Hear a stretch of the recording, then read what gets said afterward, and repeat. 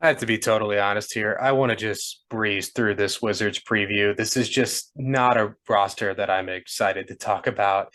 It was a pretty uninspired year last year for this team, and it's shaping up to be another uninspired one this year.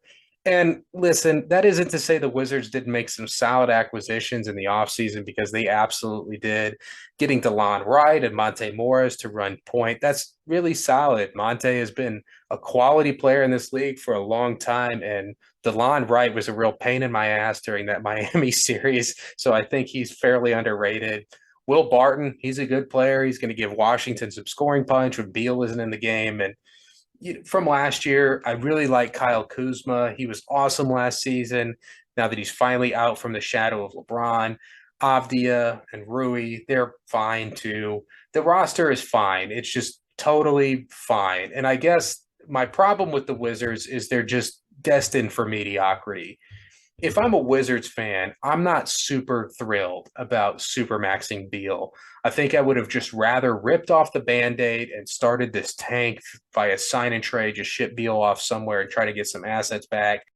But instead, by hitching their wagon to Beal, they locked themselves in for this not bad enough for a top pick and probably not even good enough for a play-in. With Beal as your best player, that's just what you're going to be. And also just stomaching the fact that you're spending nearly $80 million next season on a duo of Bradley Beal and Porzingis. That just has to be really tough as a Wizards fan. Other teams at that price, you're looking at like LeBron and AD, Booker and CP3, Harden and Embiid, Giannis and Middleton, and then in Washington, it's Beal and Porzingis. And just to dump salt in the wound, the Wizards took Johnny Davis, a 6'5 shooting guard who is just another score first guard who isn't really geared towards playmaking at all.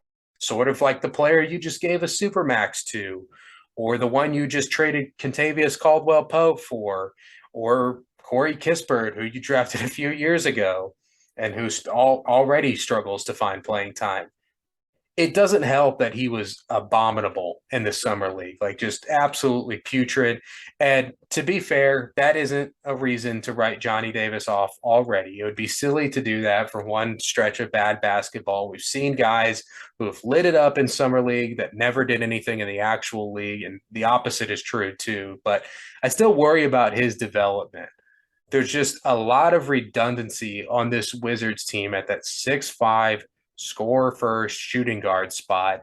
So he might really struggle to find the court. So why take him at all? Why would you not draft someone else who fits your needs a little bit better, or trade the draft pick for help someone can help who can help right away, or just even kick the can down the road and trade for a future pick? It just seems silly to take a guy that you already have three of on the roster and one of whom you're giving a supermax to. So Godspeed if you want to bet on a Wizards over under this year. It's sitting at 35 and a half. And I'd say it's fairly obvious to take the under here. The East is going to be really good this season.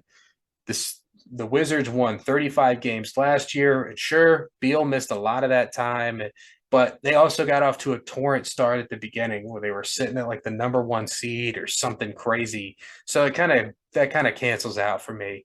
Then it comes down to Kristaps Porzingis' health, and I just don't see him being healthy for a full 82 game stretch. So my advice would be just don't bet on this team either way. But if you have to for some reason, either because you're a degenerate gambler or someone points a gun to your head and forces you to make a bet, take the under.